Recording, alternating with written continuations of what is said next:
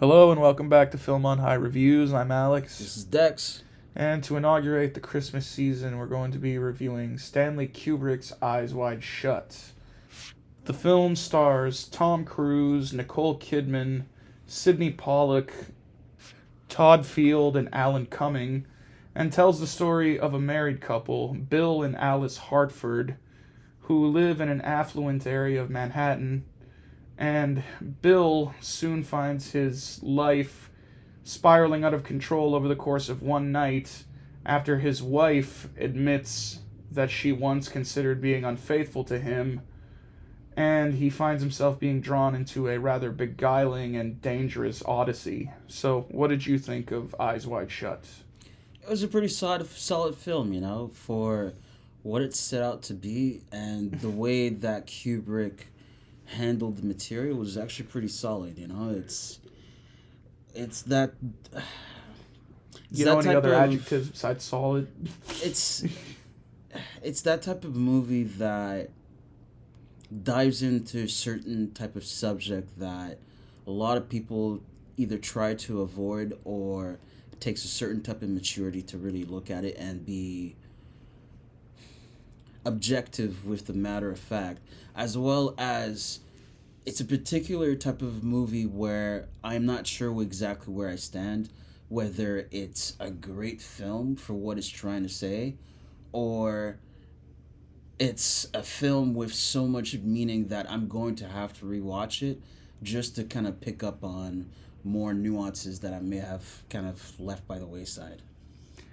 Yeah, Eyes Wide Shut is a fairly notorious film, a controversial film for various reasons. It was controversial when it first came out, and it's kind of grown increasingly controversial and fascinating for a variety of reasons over the years. Just the fact that it ended up being Kubrick's last film, Kubrick being this really kind of iconic director who was considered one of the greatest, and certain circumstances surrounding the release of the film, and the fact that Kubrick happened to die when the film was still in post-production. So there's like a whole web kind of associated with Eyes Wide Shut, but that tends to be the case with a lot of Kubrick's films where they're so kind of multi-layered that they become almost like puzzles or labyrinths in and of themselves. And so the film was based on a pre-existing novel, which is again not very rare for Kubrick. He tended to adapt a lot of his films from written works. It was a work called Trom Novelle, and it's apparently like a story about, as we see in the film, it's the story of a wealthy doctor who finds himself kind of drawn into this like strange sexual odyssey regarding, it's an exploration of, marital jealousy and things like that. So this was apparently a script that Kubrick he was developing it for a while. Like, he wanted to originally make it as a follow-up to 2001: A Space Odyssey, interestingly enough, which was back in the late 60s, but it went through like different revisions and different approaches before he finally got it to the point where he wanted to make it. And even during the production, like, it was kind of, because Kubrick, being the guy he is, he didn't like traveling. He lived and worked outside of America. So instead of shooting the movie in New York, he kind of recreated his own sort of fantasy version of Manhattan on sound stages, I think. And obviously they probably did some pickup and second unit work to, make it match, but for the most part he sort of created his own vision of it, and that sort of adds to the weird, uncanny quality of the film as well. But it ended up being like a really long, intensive production. I think it was slated to take like just a few months, but it stretched into like almost a year or over a year. So there were like a lot of stories in the entertainment press about how this was going out of control, and the whole added factor of Tom Cruise and Nicole Kidman playing a married couple in the film, as they were a married couple in real life at the time, and I think they were the focus of a lot of tabloids and stuff like that, and rumors. So just their participation in the film in that capacity was already kind of like, there was like weird, like, I think people anticipated the film to be a certain kind of like film, and when it came out, a lot of people were probably like disappointed in a sense, because it wasn't like it was marketed as like more of an erotic sort of film or something like that, but the film instead, like, it definitely deals with sexuality and eroticism and desire and jealousy and all these things that tie in with each other. But it ends up almost being more a film of a personal odyssey. Like, it starts off almost as like a story of this couple, and then it turns into more like this one man's kind of journey as he's dealing with his own insecurities, and then it sort of takes a different turn, and then it turns into more of a mystery film where this guy is trying to kind of put together the crumbs of what happened in the aftermath of this kind of strange incident he found himself involved in. But in typical Kubrick fashion, there is no kind of concrete solution to the mystery, and that kind of adds to the whole point of the ambiguity of the film. Like, the general idea of it, like, it definitely balances a lot of themes, like you said. There's obviously the basic sense of infidelity and, the temptation and those things that occur in marriage, and how, like, something like that can sort of fester in your own mind and lead you down, particularly, like, lead you to dark places. Like, the film sort of makes it explicit in its own way,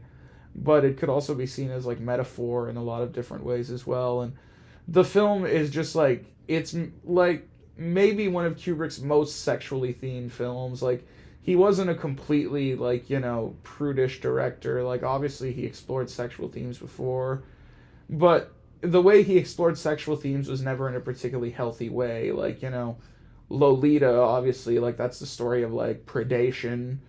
And in Clockwork Orange, again, we saw this kind of violent, this guy was like this, like, rapist and all this kind of sexual violence. And here we see, like, we see sexuality presented as something dangerous, again, something that can lead to dark places. It can lead you to tragedy. It can lead to the dissolution of, your family. It could lead to the loss of your wife. It could even lead to death, as we see kind of explored in several ways. Or it could lead to, not just that, like, all sorts of kind of things. So, again, it's that typical kind of Kubrick, I guess, pessimism, you could kind of say, but it's a very layered film in that sense. But again, like, it's a movie that people tend to have very extreme opinions towards for a variety of reasons. Maybe for some of, the subtext that they read into it, or that they kind of bring into it themselves. Or also, I think, because the film has been kind of hyped up for a lot of people, maybe they see it and they go, that's it? Like, because it's kind of a hard film to pin down, but it definitely has its own sort of hypnotic quality. And especially when you're coming off a lot of the other films Kubrick made, like, he was like a notoriously perfectionist filmmaker, and he tended to not make a lot of movies. He put a lot into one particular project, and he came off like kind of a run where, he did 2001: A Space Odyssey, and he did like A Clockwork Orange, The Shining, Barry Lyndon, Doctor Strangelove. Like, he did a bunch of movies, and the movie he did just before this was Full Metal Jacket as well. So he did a bunch of movies where there was, like, a lot of action and a lot of, like, iconoclastic kind of stuff, dark humor, satire. In the case of The Shining, like, again, a really kind of sort of, pervading, ominous, like, dark sense of horror and things like that. Or the social commentary that you saw in movies like Doctor Strangelove or Clockwork Orange.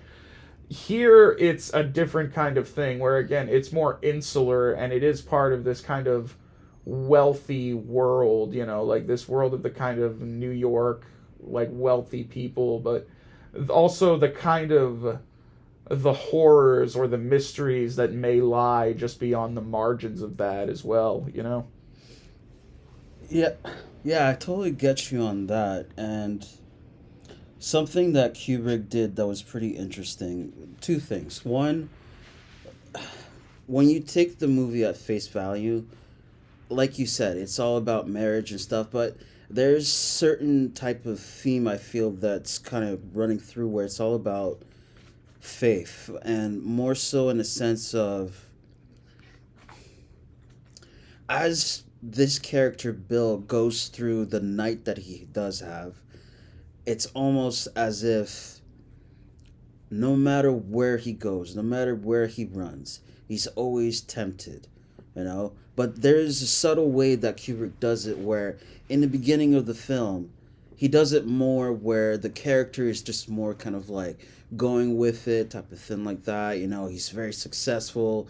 He looks down on his peer type of thing. He's got this very arrogant type of outlook to him. But as soon as his Not wife, really. well, just more so, just kind of like, you know, he's just very sure man. Yeah, And not then- arrogant, but he's like sure of his own position. He has like this carefully constructed life and a sense of where he fits into it. Yeah, I get what Exactly. you mean. And then his wife tells him the type of shit that he hears, where, you know, like you said, and it shatters him. So he goes through dark paths. But something I noticed is that no matter what temptation he went through, he never fully went on. And for me, it was always kind of like the aftermath of, because he didn't do this, we got to see that you avoided this, you avoided that. So it comes to like, did he do the right thing or not? Well, yeah, he's like a curious guy. It's like, yeah, he has this like perfectly ordered life, and he's kind of a fascinating character, Bill Hartford, even though he seems kind of bland on the surface. And it's an interesting kind of performance from Tom Cruise, because he's dialing down a lot of his energy here. Like, you know, he's always known for being this really energetic guy and sort of bringing that. But here, he has to play this more kind of understated, like, you know, family man, doctor, like, you know, professional kind of guy. But he is part of this sort of world of, I guess you could say, the elite, or like he touches up against it. And the position he occupies, like, we do see that he's relatively wealthy and well off. Like, he lives in a nice like apartment or penthouse. It's pretty big, and he's got a, you know, good life going on and everything like that. His wife is out of a job. She's, you know, trying to do like going into like art galleries and things like that, but he's able to support them on a doctor's salary and stuff. But he does occupy this position where, like I said, he's brushing up against this sort of wider world. And we see at the beginning of the movie, him and his wife Alice attend this Christmas party held by an associate of his, Victor Ziegler. And his wife, like, even comments on, you know, the opulence of it and this kind of world they're in. And he says, you know, that's what you get when you make house calls, something like that. Because he's a doctor, and he tends to make a lot of house calls, and he's, like, personally involved, as we see in the film. He visits people, and, like, so that's part of his whole thing. And, you know, he has a particular use in this kind of world. And we see early on, like, at this party, he's there, and, you know, the parties, we also see at the party that both him and his wife are kind of tempted by infidelity in their own respective way. He gets tempted by these two kind of beautiful women models who are just, you know, they're being sort of playful with him, but they're leading him somewhere. And that's another thing in the movie, like you said, whenever it seems like something's going to happen, there's an interruption. Like, he's going with them and we're not sure where it's going to go, but then he gets interrupted and pulled away.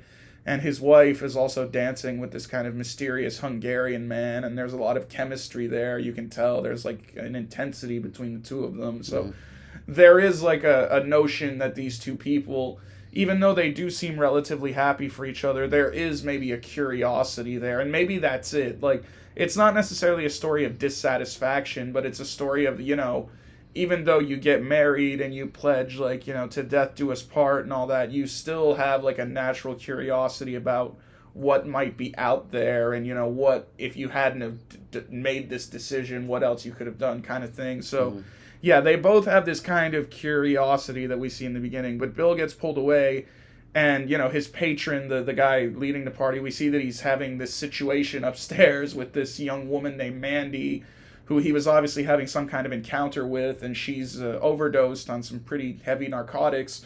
So, of course, he calls Bill in, and again, that's the role he plays as a doctor. He can be counted upon, like, you know, come and check this out, help this girl out. So he helps her out, you know, he brings her around, helps her kind of keep conscious and make sure she's not going to die. But we see later that he keeps that a secret. You know, like, Ziegler even tells him, like, you know, this never happened, don't tell anyone. He's like, of course. And, like, later on, when his wife, like, gets kind of Alice, she gets kind of on his case because she saw him with these two women at the party, and she assumed that he went off and cheated, but he didn't. He went off and was attending to this woman. But he doesn't want to say that. So even to his wife in this really intimate moment, he can't admit that. So he's almost in this position where he has to keep secrets. Like, and again, maybe that it's part of the Hippocratic Oath in a way where, you can't reveal details about patients. That's just a general thing. But even something like this, because, he lies and instead he says that he treated Ziegler. So he's leaving out that crucial detail. Mm-hmm. And it's not necessarily because he doesn't want to tell his wife, oh, I was helping this woman and she was naked, blah, blah, blah. It's because he's protecting Ziegler. He doesn't want to open up this potential thing. Why was he there? This married guy messing around, blah. So he almost occupies this role as a secret keeper, not just as a doctor, but just as someone who is brushing up against this kind of weird elite world. And that plays into his character as it goes along, where, now he's being confronted with these things. And, he's the guy who's always had to see things and just kind of, maybe cover up for it. Maybe, like, the scene we see at Ziegler's party with the girl who OD'd, that gives us, like, a little glimpse that, he occasionally gets involved in things that are maybe a little unsavory. And he just has to, as a doctor, it's not his role to judge. He just overlooks it. He doesn't talk about it. But that maybe compromises him morally in a way. Not like a really bad way, but in a minor way. So then he's in this position where throughout this night, he's being confronted with all these things. He's being shown, like, real secrets, real stuff that's happening under the surface. And now it's like, can you keep this a secret? Like that, it almost becomes this, like, challenge to what's really going on. So it's a fascinatingly layered film in that way, and even though these characters might seem a little banal on the surface, the whole infrastructure that Kubrick is presenting here of this world is really fascinating. The way that this character, Bill, looks, as you said, he goes into this world of secrets where all he is pretty much an observer. He doesn't try anything, he doesn't dip all the way into the pool, but he observes everything and is meant to be told this is a secret or else your family's in danger. Well, it reflects the position he's in where, like, he had this thing with his wife and he goes off into this, like... So my thing is more like, this almost seems like not exactly a drug addict, but someone who's experienced such a high that they're basically going to try to chase it. Well, it's not necessarily in that way. It's a response to something very specific that happened. Because it's like you said, it disordered his world. Because, he has this experience where, him and his wife are having this private, intimate moment and they're smoking some weed together. And like I said earlier, she confronts him on the thought that he may have cheated with had an affair with these two women. But, the double-edged sword of that is also she was having this kind of dance with this other guy. So it kind of goes both ways. And it opens up this sort of can of worms between them. And, like a lot of arguments tend to be, it starts off as something minor, but then it grows into something bigger and bigger.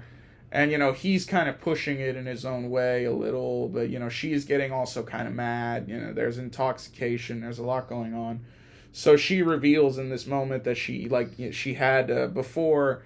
She had seen this naval guy while they were on vacation, and she pondered having an affair with him. She didn't sleep with him, but she had a moment where she considered that she would have been willing to just throw everything away, her marriage, her family, just to have, one night with this guy. And that kind of really, and again, it's sort of interestingly played where Tom Cruise doesn't necessarily make it too explicit, but it's clear that this is going on in the back of his mind. And she obviously tells him this, like, in a way it is kind of cruel because she tells him this almost to win an argument. Like, she kind of drops this bombshell on him. And, now he's in this position where he does feel angry and he does feel stung. And he almost does want to, he does want to maybe get one of his own back. He's pondering the possibility of cheating himself, sleeping with another woman. And we see he has a couple of opportunities. Like, the first thing happens, he gets called... Right after his wife has this revelation, he gets a call to go attend to a patient. He finds out that one of a patient, an older man, has died. And, he was in the guy was in his own home at the time, but he was pretty ill. So he suddenly passed away, and the daughter, who I guess was acting as the caretaker, she all of a sudden comes on to him and, basically says that she loves him. And again, she, almost similar to what his wife said about the Navy man. You know, she has a boyfriend, but she's like, no, I have to be with you. I have to stay here and be close with you. She reveals this like really obsessive desire that kind of overwhelms him, and he tries to talk sense into her, but again, they sort of it gets cut off before it can really go anywhere serious. Then later, he ponders having an encounter with a streetwalker, a sex worker, I guess you could say, that he encounters while traveling down the street. Mm-hmm. So again, that sort of becomes its own kind of temptation, but he can't bring himself to fully do that again, because again, there's like that curiosity and that sense of, it's almost that thing of like intellectually he wants to do it. He wants to get back at her. He wants to maybe soothe his ego, but emotionally he can't do it. It would be too painful. It would be bad. It would hurt his marriage, you know? See, this is why I brought up the whole idea of faith. I kind of misspoke. Well, you mean like faith in terms of faith to a person, yeah, like within a marriage. Fidelity. Yeah. Fidelio. Exactly. Yeah, exactly. And so, like, it's a big thing that goes on. It's, like, so subtle, but Fidelio, as you said, when you explained it to me, it was just like, it's the password to get into the door of secrets and shit like that. But also, the way that you're describing these, okay, not exactly like a drug being chased, but yes, the pettiness and the will to want revenge, but at the same time I feel like in a certain sense like life kind of always deviated, making sure that he never fully went on, because that same chick that had the boyfriend came in when they were like technically making out. Yeah. Well, she was, he wasn't reciprocating, but she was coming on to him. Yeah. But and this is right after learning the news from his wife. Yeah. So had he gone through that, the boyfriend would come in. Yeah. Bad shit would have happened. He had an opportunity there, but I don't think he would have done it, because again, there's the ethical thing of like, oh, her father just died, she's grieving, blah, blah, blah. So that, and plus, it makes him uncomfortable. So he had an opportunity there, didn't pursue it. Then later he has this thing with this woman he encounters, Domino, the prostitute. That doesn't really work out either, because again, it's almost like once he's there and he's like thinking about it and talking about the business of it, you can tell he really doesn't want to go through with it. Like again, it's one thing to like conceptualize it intellectually, but it's another to actually go through with it. So he's almost in this position where he's indecisive, like he's still out there, like he could technically just go home. His business is concluded, but he feels like he just has to do something. Like he can't get over it. He has this gnawing thing in the back of his mind. And that I really like. I like that sort of nocturnal urban odyssey, like him just drifting around this city and this weird, like, construction of New York that Kubrick created. And he's almost like looking for something. Again, this search, this curiosity, which again we saw mirrored with her discussing the possibility of her having an affair, or what we saw at the party with them having these little, So he's searching for something, and he winds up meeting again with this guy earlier in the party we saw set up, the piano player, Nick Nightingale, who was a guy he knew from med school, and Nick tells him about this really kind of mysterious, exclusive get-together that he happens to be playing for, and Nick kind of puts him on the path and sets him off. So he winds up venturing into this deep into like far away from the city into the more affluent parts where they have these mansions, and he visits this estate, the Somerton estate, where they're having some kind of costume party. And of course, this is the most notorious sequence of the film, where he stumbles upon something fairly sinister, you could say. We see some kind of ritualistic sex party happening. People, everyone in masks, very kind of weird sort of attire, and very sinister and off-putting sort of ceremonial vibe. The music and the atmosphere. Like, this sequence is really kind of spellbinding in its own merit. Like, even, it's kind of the centerpiece of the film for many, many reasons, obviously. Like, the film is kind of leading up to this moment, and then after, everything is kind of dealing with the aftermath of this whole sequence. So the way it's done is really pretty fantastically shot, because we don't see anything necessarily too explicit or sinister, but it's more the vibe and the atmosphere and the sense that you stumbled upon something that you really should not have stumbled into. Like, yeah, this guy who wandered into something, and his curiosity just keeps bringing him deeper into it. And yeah, we see that there's this kind of strange voyeuristic vibe where we see this kind of people having, basically just random sex, orgies, group sex, all these things. But the more sinister aspect is all these people with the mask just observing, and the kind of just the strange kind of presentation of it all. And it readily becomes apparent that he's in over his head, and that he stumbled upon something he's really not supposed to be involved in. And it kind of culminates in this really sort of disturbing encounter where he's put on the spot, and it becomes apparent that he is an interloper. He doesn't belong here, and he's potentially put in a place where, it becomes really, you think that something really bad's going to happen, but then someone kind of intervenes on his behalf, and he gets a reprieve. But again, kind of tying into this curiosity, like, after you see something like that, how do you just go back to your normal life? And that the party scene is great too, because it acts as like almost a mirror of the party scene we saw earlier in the film, where that was a more normal, it was a Christmas party where everybody was normal. But even in that party, there was sinister stuff going on behind closed doors. This stuff with Ziegler and that woman with the drugs and everything. So here we're seeing it again behind closed doors, far away, protected behind gates, guards, everything. But there is this really kind of sinister stuff, and this is where it all comes out. And we are pretty much told explicitly later in the film that, these people are elites. They are powerful people. They are people who, if we knew who they were, we would be like, shocked, we're told. So obviously that is something that has become more resonant, because we're seeing now with like the Epstein situation, P. Diddy, all these kind of things. There's a lot to sink your teeth into there. Obviously, that's a pretty... But to me, I don't think that Kubrick was necessarily pointing to anything specific, but I think he was sort of commenting on this more general idea of power, of privilege, of these things that happen. And again, like Bill's proximity to it, like I mentioned earlier, he's someone who's close to it, but he's not necessarily part of it. So now he finds himself in this position where he has breached that. He breached that wall he was never meant to breach, and he saw things he wasn't necessarily supposed to see. And that kind of becomes the big driving thing for the rest of the film. And it's a culmination of these two things. His involvement in this kind of world as a peripheral sort of person, but also this kind of, this kind of sexual humiliation, this ego thing with his wife he's going through. These two things kind of culminate to bring him here to this place where, again, and, like we see this kind of expression of this more raw, dangerous sexuality, potential, human trafficking, potential people being coerced or put into positions, even potential, the possibility that people might even be killed or silenced to protect whatever is going on here from people finding out about it. So again, Bill really walking into something dangerous and how that affects him going forward. But yeah, like it's more the more general commentary of where desire and pain and hurt can potentially lead you. Like, again, making that less metaphorical and more explicit maybe, but it does work just as, like, I think this the central kind of thing of the film that, like, because again, like, it's because I think people too, they tend to focus too much on that scene and they overlook the other things in the film, because that scene really is, like I said, the culmination of Bill's journey in a lot of ways. But I think it's more fascinating to look at that scene and how it reflects other things we see in the film as well, Mm-hmm.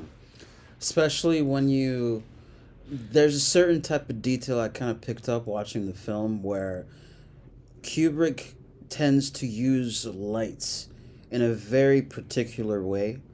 Especially, there is one particular scene that I kind of look at, and it kind of ties into that culmination, that big scene in the mansion type of thing, Yeah. where in the beginning, he's gotten the invitation from Nick, and he goes into a shop type of thing, and essentially from there he's trying to get a costume in order to get into the party itself. But right there and then, he kind of sees something sinister already happening. Yeah, with again, the shop clerk's yeah. daughter, and so behind the curtain. exactly. Yeah. But in that one scene as well, I noticed that the way that Kubrick kind of used the idea of like just blue and red, just that type of lighting, where in Blue, the shop clerk, where he was outraged and the angry. shop is called the Rainbow too. Again, use that man. We heard earlier in the movie the two women he was talking to said, "We want to take you to the end of the rainbow." So yeah, playing with this notion of color, all these things. Yeah, You know, but the thing that I liked about that scene is like the shop clerk. We got his position. He's a good man. He doesn't want his daughter to be harassed by these two weird businessmen, whatever guys. But then the girl on the red side basically tells him, get that cloak and get that mask if you want to get into the club. Yeah, that scene is kind of relevant in its own way, because at first it does seem like, wow, it's kind of this weird scene where you're like, okay, this is kind of fucked up. But yeah, the clerk seems angry because it's his daughter here with these two guys. He's like, I'm going to call the police. You guys are going to be dealt with. But yeah, the girl does whisper to Bill. She tells him, you need to get this specific kind of cloak, this ermine-lined cloak. And that line is significant because it indicates that she may be involved. She knows something about this. She knows what it takes to be admitted.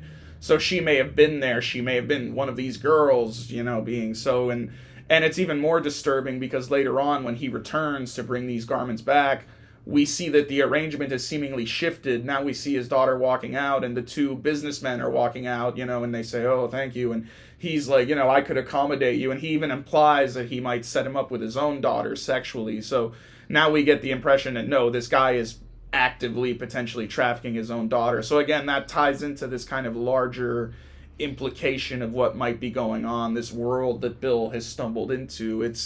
There is like a whole, like, because again, like the movie almost becomes, I think some people maybe they might kind of look into things a bit too much, but there is definitely kind of an allusion to what Kubrick was going to. But as to whether he was doing like an expose of Hollywood or whatever, anything like that, I don't necessarily think, because again, these things can arise in any place, like any industry. There's always going to be power. There's always going to be people at the top.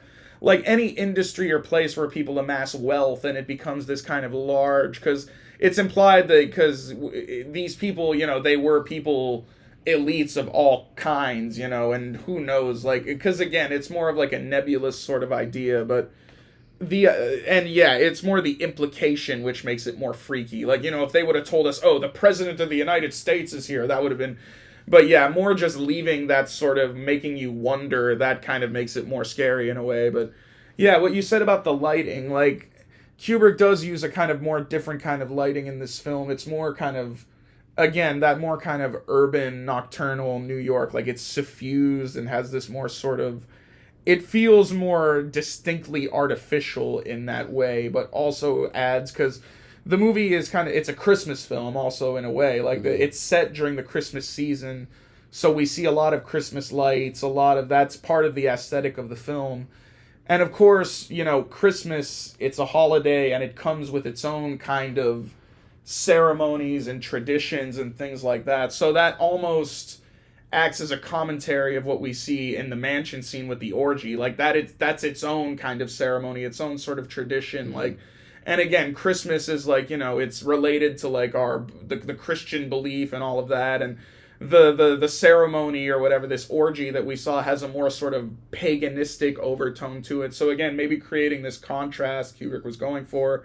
The notion of, the ceremonies that we undertake in real life, just casually as in society, versus the ceremonies and rituals that might be going on under the surface kind of thing. But in terms of the film necessarily being like a direct expose, I don't necessarily know about that, but I do think the film was meant to be an exploration of a lot of different things, like, power, ego, fear, desire and lust. And like another like detail is we find out like later on as Bill, like the second half of the film, like I said, the point where he goes to this orgy and he has this really dramatic kind of sequence, that sort of acts as like the big, like almost like second act climax, you could say, in a way. And for the rest of the film, Bill is he's haunted by this experience as a person would be. So he starts almost retracing his steps that he undertook the night before, revisiting places, trying to find, connections. And he goes back to the place, the woman Domino, the prostitute that he encountered the night before. and he's told by her roommate that she got an HIV positive diagnosis recently. Mm-hmm. So again, tying into this larger theme of the dangerous possibilities of sex, you know, if he had gone through with it, he might have exposed himself to something. Like, and I think that's Kubrick making, again, a commentary on the modern, you know, sexuality in the modern world and all the risks that, you know, you could, like I said, you could ruin your marriage, you could get a disease, you could, you know, wander into this weird kind of place where this kind of weird, dark sexual stuff is going on. Like, it could lead you places, your own desires, that could be disastrous for your life. So the movie, like, in a weird way, you could almost look at it as, like, an almost, like, wholesome film in a way. Like, Kubrick is almost making an argument here that, like, you know, family is security. You know, like, a family and a home represents, like, a sense of security and purity, and that means something. And we all have desires and curiosity to step outside of that and see what, you know, but that could lead you down some very kind of dark places, and it could ruin everything. Like, you know, it could ruin your whole marriage, everything you believe, and it could ultimately, like, you know, even put your life at risk or the life of your loved ones at risk, you know? That's what I love, is that he puts such a fine point to it with how he ends the film, with the couple just kind of having, you know, a conversation about, like, look, what happened last night, it was some fucking bullshit, but it happened, and trust me, I'll tell you everything that happened last night. Exactly, Bill's character, you know, but I'm just coming out truth and no more secrets, no more lies, so that we can go through it. And even though that it's tough for both of them to have learned such tough realizations about each other, I think Kubrick was trying to say is just like, look, sometimes you'll hit a hiccup in your marriage, and it's how you pick up the pieces afterwards, depending on how far you went or not. And yeah, like, he went from being the guy, because like I said earlier, he couldn't even tell his wife about the thing with Mandy at the party, which is what led to the whole, kind of what really led to everything. You know, it led to this whole argument, and it led to this, the thing that created this kind of wound in his mind that led to him undertaking this kind of strange adventure.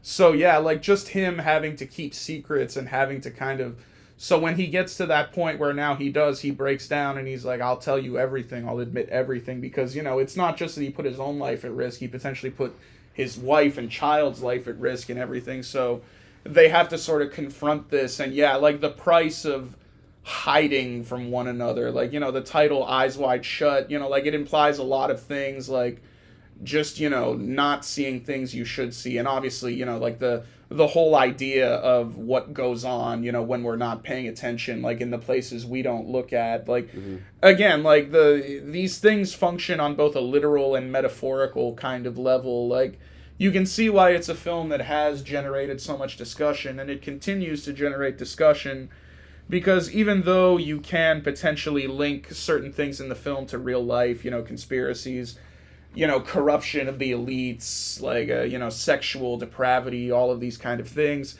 these are, like, universal themes, you know, like fidelity and lust and trust and, you know, like, the security you can have with another person and how that can be disrupted, and the things that exist in the world that can potentially destroy, you know, those kind of things. Like, these are, like, really kind of universal themes in storytelling, and the way Kubrick uses them here, like, it's a really fascinating piece of cinema. Like, I think, like, visually it looks amazing. Like, again, Kubrick never fails to deliver when it comes to the visual and the aesthetics and all that.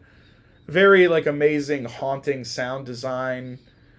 In the third part, like, in the third act of the film, where Bill is kind of going back and retracing his steps, that's where it maybe gets a little slow and a little muddled, like, compared to the first two acts of the film, which were more charged and leading up. You know, the third act is almost like a, you know, and it's so ridiculous in the third act. He's going around showing people his doctor's ID as if he's a cop. Like, yes, I'm a doctor. You have to it's like, that's a bit goofy. But, you know, like, it almost becomes this kind of, like, murder mystery, you know, where he becomes a detective kind of thing. But that's part of the irony of the film, where it comes up to nothing. Like, ultimately him trying to find more truth just puts him in greater danger. So it comes to the point where the search has to stop, the curiosity has to stop, and you just have to kind of own up to it and like, good make something, like make a fucking real statement. And the best part about all of this too, it's as you mentioned, where kind of like a good mystery, even though it's left ambiguous, is that we do get a reveal of at least one of those elites, and it is kind of obvious, but when you see it, it's kind of like, huh. And it's like the Ziegler dude basically telling him, like, leave this world. Do not ever come back. You're my doctor. I thank you for that. Everything else, look at what maybe or maybe not happened to Mandy. Well, that scene's interesting because he doesn't really threaten him. He actually tries to downplay it, where he tries to tell him, like, you shouldn't have been there, but it was, it was a charade. Like, the whole thing with, the Mandy thing and the girl who potentially put her life on the line to save his. He's like, it was a charade. It was nothing real. Nobody got hurt, It was just a thing, like, you stumbled into it, but don't worry about it. Like, he even tries to be congenial with him. He offers him scotch, and he's like, oh, it's good scotch. He's like, oh, I'll give you a case of it. Like, he's trying to, like, smooth the guy, and, you almost get the sense that he is, but you wonder about that guy, too. Like, what is he telling? Like, what is he bullshitting? What is he trying to say? How much of it is self-serving? Like, what role does he play in all this? So, his character does give you a bit of revelation. Like, that scene is good because it does give you, like, a genuine sense. Like, he does, make some things absolutely clear, but he doesn't reveal too much. He still leaves enough. He creates more mysteries and makes you ask more questions. Exactly. So, the way all of that works, it's all, like, really fantastic stuff.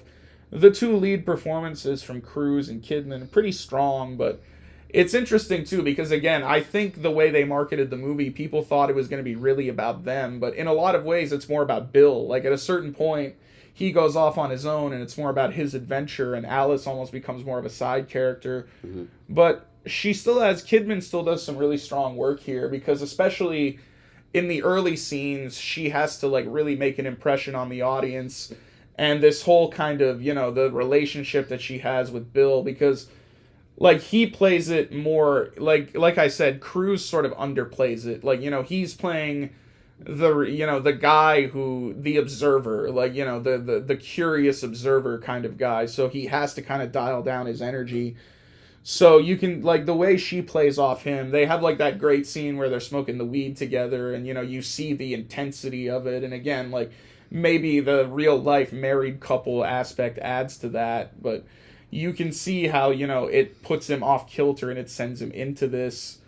It's good acting from the two of them, and despite, like, I think that it's not, because, it could easily be a gimmick, the idea of, like, we're going to cast this real life couple, this sexy couple, because back then they were, like I said, they were in all the tabloids, I think some people interpreted it as, like, a cynical move on Kubrick's part to, like, add more, profundity to the movie or whatever, but I think they both perform really well, and they, like, Cruise especially adds, like, a certain, he's a good guy for this kind of role, because, like, again, he seems like this dude who, he's got everything going for him, but he just drifts into this world, and it sort of destabilizes everything, and puts him in this place where he can never, like, it's almost like he'll never be able to look at the world the same way again, and that's kind of the central message of the film. Like, these emotional revelations from his wife, which alter everything, make him question his own marriage and everything,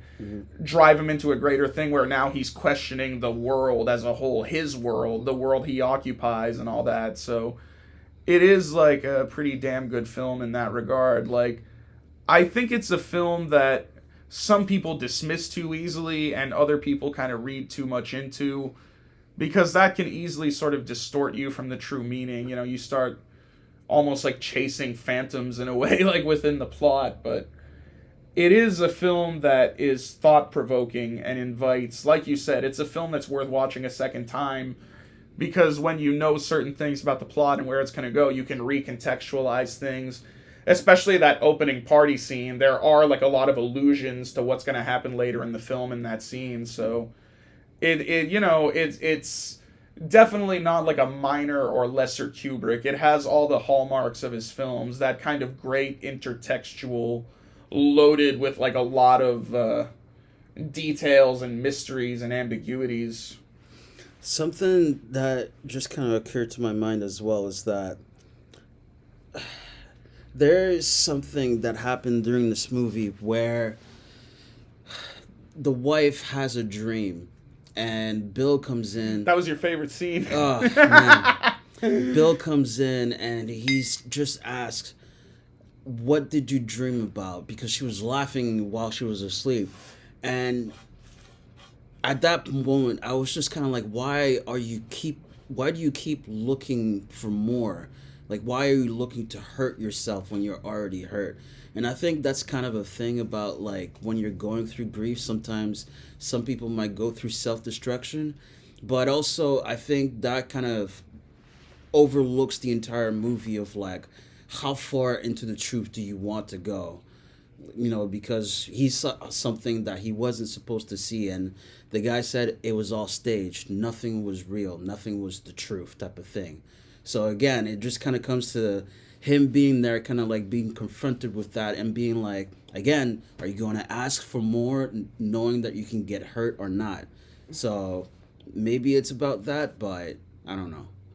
It's a weird type of film, and it's something that needs to be studied, because the way that he uses the shots that he does, the sets, especially the lighting, all in order to get this ensemble of a film all together. I have to say, even 20 years maybe? It's the vibe, yeah. It's about 25 years now.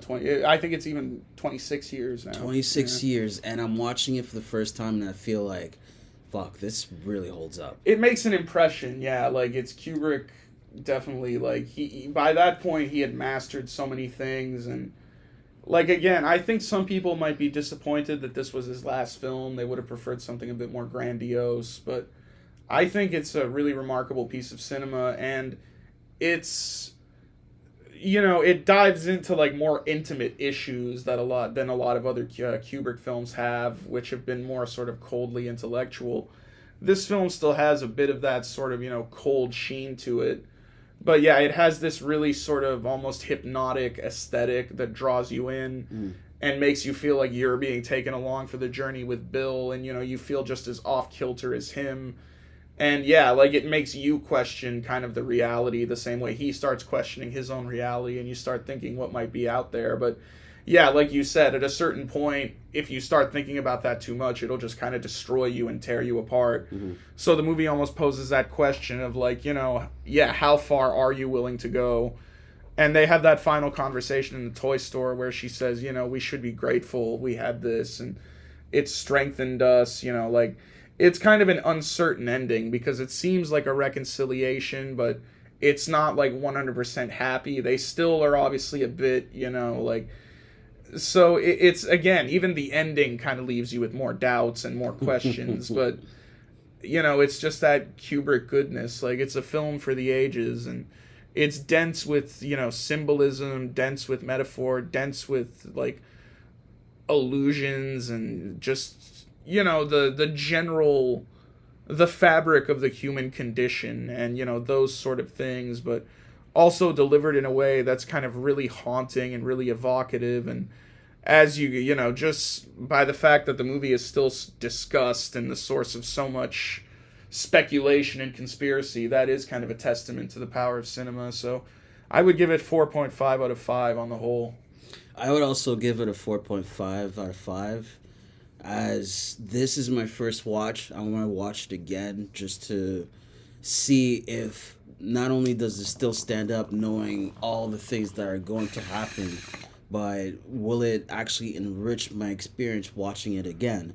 As well as watching this film makes me feel like this was the culmination of basically what Kubrick had always been working towards, you know? All the films, just kind of every idea he could ever have, all into one, with one cohesive story that... Well, he wasn't planning for it to be his last film. He wasn't planning to die. Or, But for it to he be wasn't his planning last to be film. assassinated by the elites, but But all I'm saying is just like for a man's last film, you get to see the years of experience. I think into it's a this good one to film. go out on. Like, yeah, it still shows he was still developing his craft even at that age. He was still trying new things.